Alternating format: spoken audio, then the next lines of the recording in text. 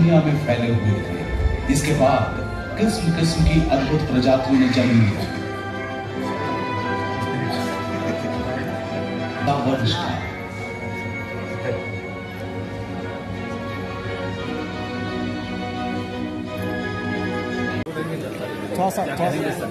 देखिए, बिहार के लोगों को पहली बार 3D थिएटर में चश्मा लगाकर 3 डायमेंशनल फिल्म देखने का मौका मिला। एक अद्भुत अनुभव है। जिससे लग रहा है कि उनके एकदम नजदीक में आकर कोई पक्षी उड़ रहा है या बैठा हुआ है। एक अलग प्रकार का अनुभव है। ये 11 करोड़ से ज्यादा की लागत पर ये ऑडिटोरियम बना है। प्रतिदिन 5 फिल्में यहाँ पर दिखाई जाएंगी।